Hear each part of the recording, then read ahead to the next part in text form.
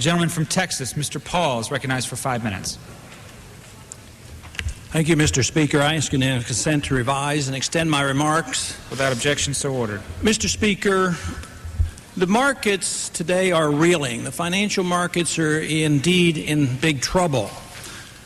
This could mean a couple of things to all of us. First, it could mean economic hardship for many of our citizens.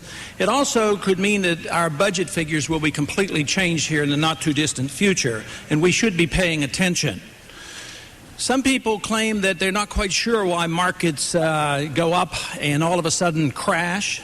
And others say that if only Alan Greenspan would just print more money, inflate the currency faster, lower the interest rates, all would be well. But I don't think it's that simple. It is very clear that we have these cycles and these booms coming from a monetary system that is pure fiat. Fiat money means that the money is created out of thin air. And the characteristic of a fiat monetary system is that you have over-speculation, you have stock market booms, you have stock market crashes, and you have a business cycle. This comes from the mismanagement of money, mainly because man, in his efforts to have economic central planning through monetary policy, is incapable of providing the information necessary that a free market is supposed to. Only a free market can tell us what interest rates should be or what the money supply should be.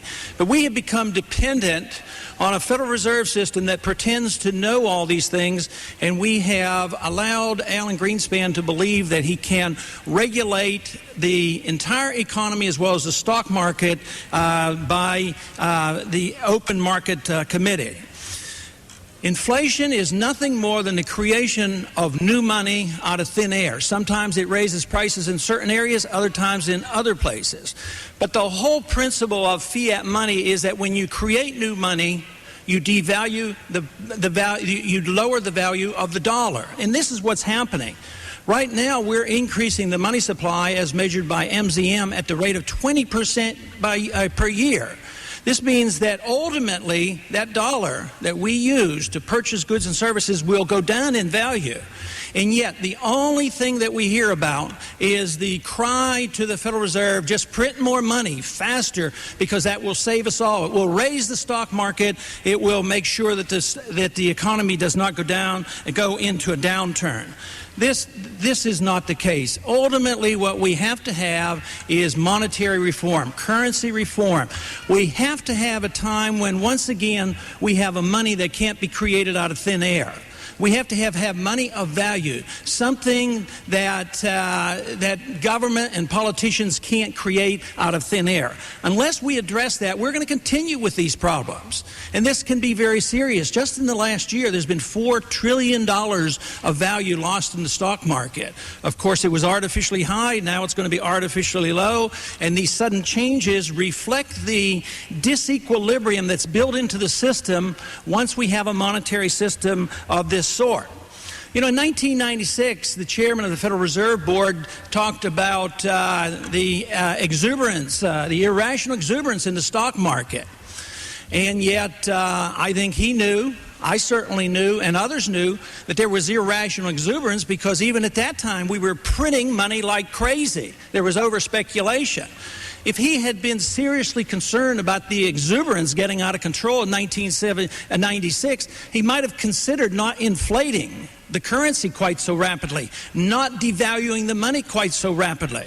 But what has he done since that time? The Federal Reserve has literally created $2.3 trillion of new money since 1996, further creating a bigger bubble, which eventually had to collapse, and that's what we're in the midst of. And it can be tough. It's going to be tough for a lot of people. We can't have this economic downturn, and this means jobs. This means jobs and standard of living that will be threatened. This type of a monetary system also encourages us to do things unwisely. When interest rates are lower than they're supposed to be, we borrow more money, and we don't save as much money, so savings is a negative rate, yet people are way in debt, business people are in debt, and then business people are actually encouraged to do things that are not wise. They overbuild, they build into the system overcapacity and malinvestment, which eventually has to be cleansed out of the system.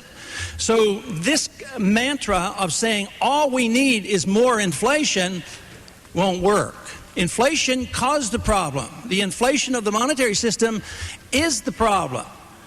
To believe that all we need is more inflation to solve the problem is a serious error. We need currency reform.